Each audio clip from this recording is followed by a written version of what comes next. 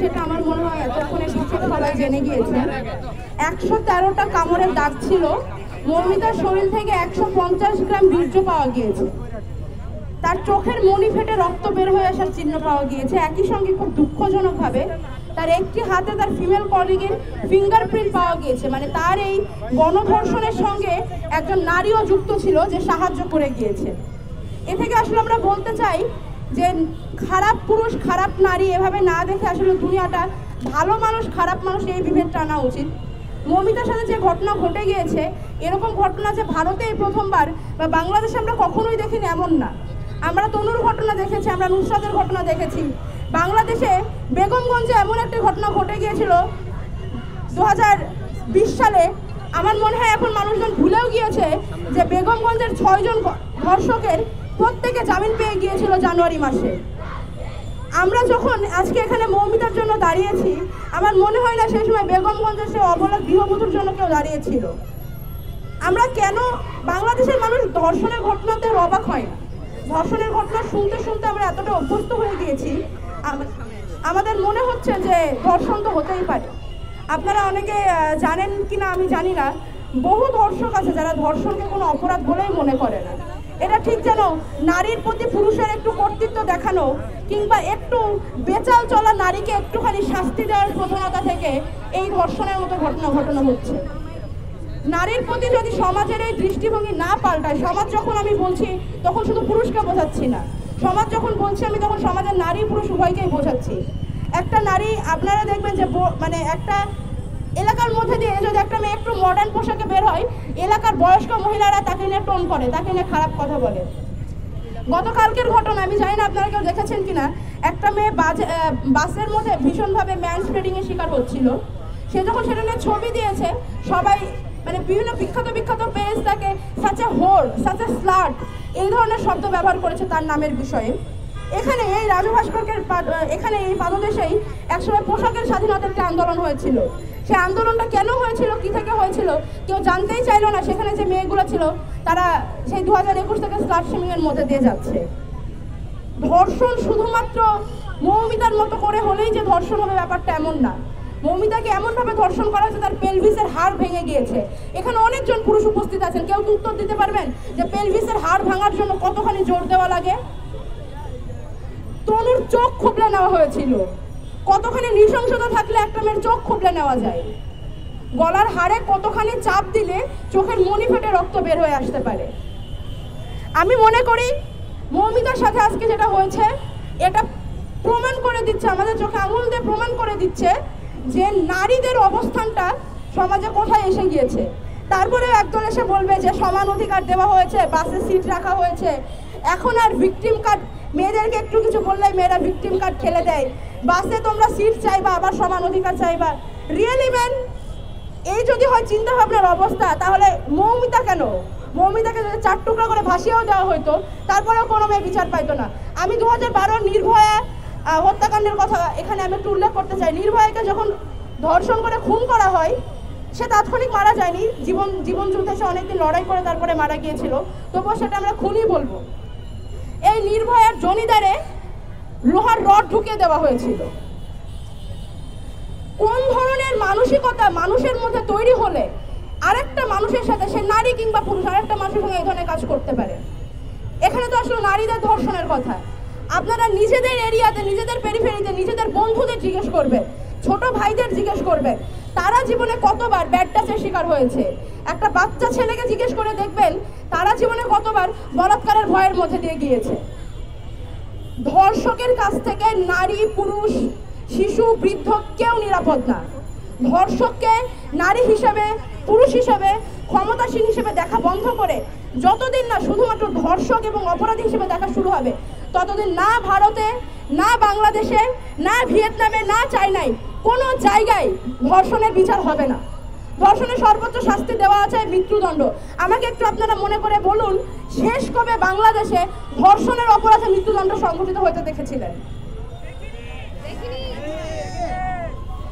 আইন আছে কিন্তু বিচার নাই।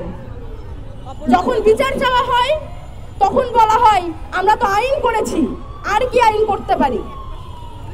আইনটা করা হয় কিন্তু বিচারটা করবে কে? আর এই বিচার যদি জনগণ নিজের হাতে তুলে নেয় তখন সেখানে চলে আসে মব জাস্টিস, নিরীহ মানুষদের প্রাণের উপরে তখন আশঙ্কা চলে আসে। তাহলে বিচারটা করবে কে? এই পৃথিবী জুড়ে নারীদের প্রতি, শিশুদের প্রতি যৌন সহিংসতার বিচারটা করবে কে? আইন তো দেশে দেশে হচ্ছে। আমরা আজকে এখান থেকে জানাতে চাই আমাদের নতুন কোনো আইন দরকার নাই, আমাদের এবার বিচার দরকার। মৌমিতার বিচারকাণ্ড সমাপ্ত করা হোক, নির্ভয়ার বিচারকাণ্ড সমাপ্ত করা হোক, তনুর বিচারকাণ্ড সমাপ্ত করা হোক, নুসরাতের বিচারকাণ্ড সমাপ্ত করা হোক। আমরা এবার বিচার দেখতে চাই। আমরা আইন, শুনানি, রায়, হাইকোর্টের কচকচানি, জেলখানার ঘ্যানঘ্যানানি আমরা এইসবের মধ্যে দিয়ে যেতে চাই না। আমরা এবার দেখতে চাই যে এই সমস্ত অপরাধের বিচার হচ্ছে। পরিচয় তো দিয়েই গেল। নুসরাত শেষের যে কথাটা বললো যে ক্যাম্পাসে নারীদের নিয়ে কাজ করার অভিজ্ঞতা, আসলে আমি তো কখনো নারীদের নিয়ে কাজ করতে চাইই নাই। আমি সবসময় কাজ করতে চেয়েছি মানুষকে নিয়ে, কিন্তু নারীকে মানুষের যে গোত্র সেটা থেকে এতটা আলাদা করা হয়েছে যে এখন অধিকার নিয়ে কথা বলতে গেলে আমার নারী অধিকার, নারী শব্দটা আমার উল্লেখ করতে হয়। কেন করতে হয় বলেন তো? আমরা দেশের, বলা হয় যে দেশের অর্ধেকের বেশি হচ্ছে নারী, সেখানে আমার এই অর্ধেক জনগোষ্ঠীকে নিয়ে যখন কথা বলতে হয় তখন নারী শব্দটা আমার উল্লেখ করতে হয়। আমার উল্লেখ করতে হয় নারী শিক্ষার্থী, আমার উল্লেখ করতে হয় নারী সমন্বয়ক, আমার উল্লেখ করতে হয় যে নারী শিক্ষক, শিক্ষিকা, মানে শিক্ষক কথাটা শিক্ষিকা বানানো হয়েছে, শিক্ষক তো শিক্ষক, ইংলিশে তো কোথাও টিচারের কোনো আমি দেখি না যে ইয়ে আছে। যাই হোক, সেটা ভিন্ন হিসাব। জেন্ডার রুল যেটা চলে আসছে সেটা চলে আসছে। জেন্ডার যেটা বলা হচ্ছে, জেন্ডার হচ্ছে আমি আন্তর্জাতিক সম্পর্ক বিভাগের ছাত্রী, আমাদের জেন্ডার পড়ানো হয় এভাবে। জেন্ডার মানে আপনারা বোঝেন হচ্ছে নারী আর পুরুষ। আসলে জেন্ডারটা তৈরি করা হয় সমাজ থেকে। সামাজিক যে কাঠামো, সেই কাঠামোটাই হচ্ছে জেন্ডার যে বৈষম্য সেটা তৈরি করে। আমাদের সামাজিক কাঠামো আসলে কেমন? এই যে বারবার বলা হয় না যে পুরুষ হচ্ছে পুরুষতান্ত্রিকতা, পুরুষতান্ত্রিকতা কি শুধুই পুরুষদের ভিতরে থাকে? এই যে মমতা ব্যানার্জির বক্তব্যটা আপনারা দেখেছেন, মমতা ব্যানার্জি কি বলেছে? মেয়েটা তো মরে গিয়েছে, ওকে তো আর কিছু করা যাবে না, আপনারা যদি কিছু করতে চান ওর নামে করেন। মানে আমরা মনে করি যে স্বজাতির প্রতি একটা হচ্ছে আমাদের আলাদা সহানুভূতি থাকবে, কিন্তু এই সহানুভূতিটা আসলে কেমন? যে একটা নারী যাকে এমনভাবে মারা হয়েছে, এত শক্তি প্রয়োগ করা হয়েছে যার উপরে, যে চোখ দিয়ে রক্ত বের হয়ে গিয়েছে, সেই নারীর জন্য আসলে কিছুই করা যাচ্ছে না। আপনারা যদি পারেন তাহলে তার নামে কিছু করবেন, নইলে করবেন না। 10 লাখ টাকা তো আমরা দিতে চাইছি, তিনি একজন মুখ্যমন্ত্রী, তিনি শুধু নারী, এই পরিচয়টা আপনারা আর কখনো দিয়েন না, কারণ পুরুষতান্ত্রিকতার কখনো নারী পুরুষ হয় না।